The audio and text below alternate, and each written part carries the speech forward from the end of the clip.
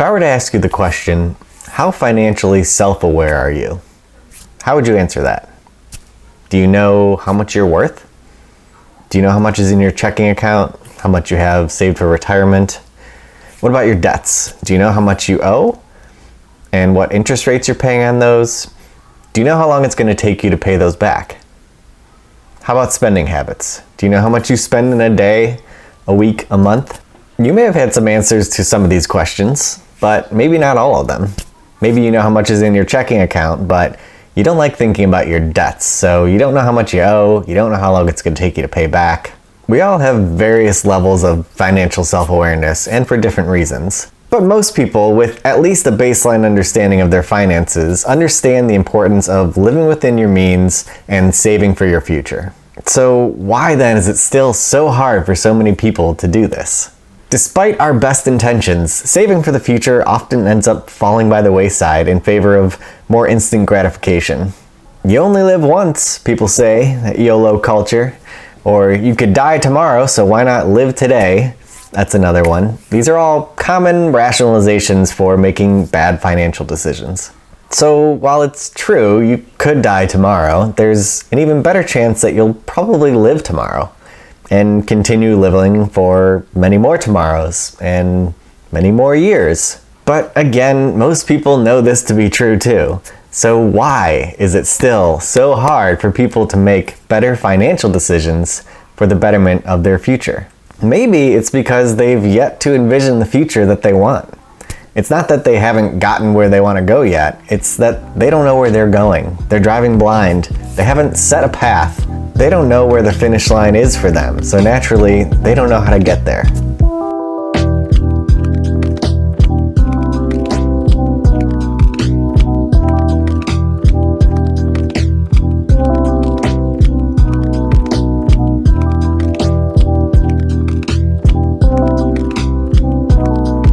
What's up YouTube? Welcome back to the channel. My name's Eric Fisk and this is Fisk Financial. If this is your first time here, thanks for stopping by the channel. We talk about anything and everything personal finance and investing here. If you're into that, go ahead and hit that subscribe button if you're not subscribed already. That way you'll get notifications anytime I post new content, and make sure to hit the like button as well, that helps me out a lot.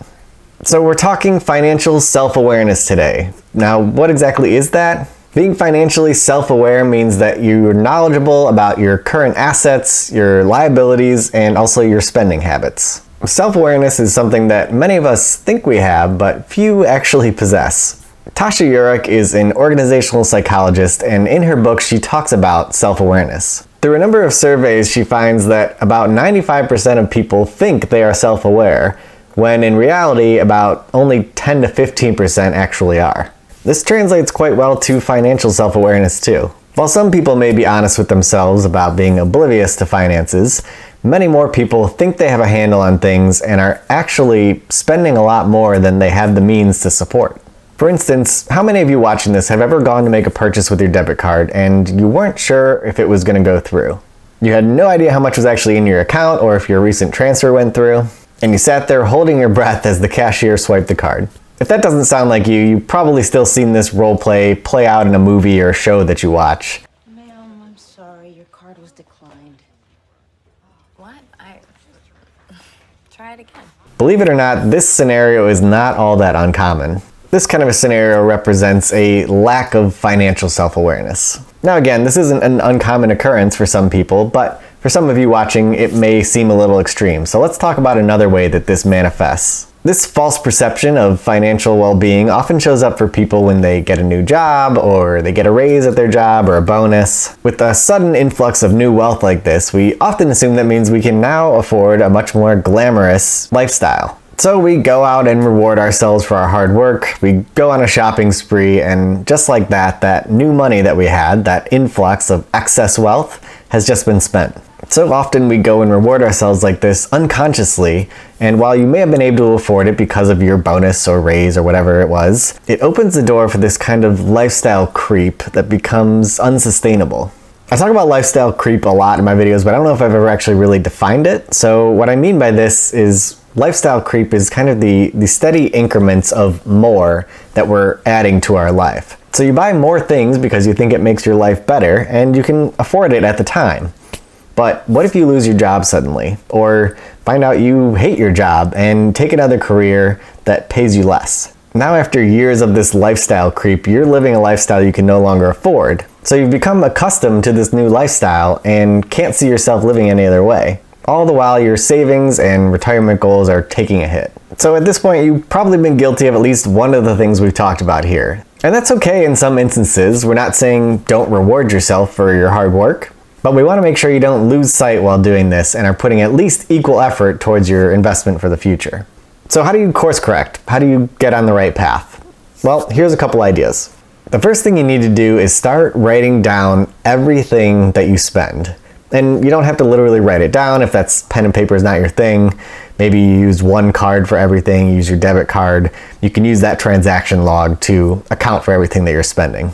I want you to do this for at least a month. And after every week, go through your expenses and categorize them. We need to categorize because we want to know exactly where your money's going. And the more detailed, the better here. So you'll probably have categories for things like your rent or mortgage, your utilities, your groceries, but don't just put all your food expenses under groceries. This is where you need to break it out a little bit more. So maybe you have fast food expenses because you don't feel like packing a lunch and taking it to the office. And then you have restaurant expenses. This is probably more so entertaining yourselves, going out with friends, that sort of thing. The more detailed you are with this approach, the more you can start to see what exact line items are really affecting your spending habits. Just doing this for a month can be a real wake-up call for a lot of people. You may not realize how much you're spending at Whole Foods because you make 2 trips a week and they're smaller purchases, but at the end of the month, oh shit, you just spent $900 on groceries. Random example, but you get the idea. Our random daily expenses can seem very small in the moment, but over time they add up and can make a huge impact on your total financial picture. So what you've just done in this first step is really the first step in creating a budget that allows you to gain control of your finances. This goes back to that idea of not knowing where you're going. If you don't know what you're spending, how in the world can you be able to plan for how much you need to save? Hopefully what this process really makes you do is to really think about everything that you're buying. Do you really need this item? If you don't need it and it's a discretionary purchase, how much is it going to improve your life? So is it a reasonable expense for the amount of benefit that you get out of it? Are you buying an $8 cupcake that you're gonna enjoy for about 30 seconds? Maybe you could just chew a stick of gum instead. Again, random example, but hopefully you get the idea. You'll start to think about things a lot differently when you really consider what you're buying. Is that 30 seconds of sugary bliss from the cupcake worth the 30 minutes that you had to work to get that $8? Now, I'm not trying to hate on cupcakes here. I'm just saying that everything's a trade-off, and you start to realize that there is a benefit and expense ratio for everything. Once you get this ingrained in your head, you start to think about your expenditures a lot differently. Another idea that can help fix any spending problems you might have is consider making a deal with yourself that any amount of discretionary spending is matched by an equal amount of savings or investing. So for example, if you went out to the bar last night and dropped $100 on drinks, while you've got your head in the toilet, consider transferring $100 from your checking to your savings account. This can be a great way of not depriving yourself of those little expenses that you get pleasure out of while still investing for your future. One more idea to help curb those spending habits is the idea or concept of paying yourself first. So with the concept of paying yourself first, ultimately what you'd be doing is setting aside a certain amount of money for savings or investing every single month or every single paycheck. And this amount's going to vary from person to person, but maybe you shoot for 15%. And now think of this 15% as untouchable. You cannot spend that money. It's like a rent payment or a mortgage payment.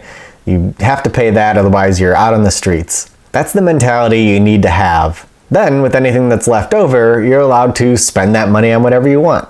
So rather than spending until you feel fulfilled, and then whatever pennies are left over, that's what you save, you flip-flop that. You save first and spend later. For this to work, you have to be diligent. And it does really work, but you have to have the mentality that this money is untouchable. Without fail, that X% or whatever amount of dollars comes out of your paycheck every single time, goes into your savings or your investings, and it's gone. You're not even allowed to think about it anymore.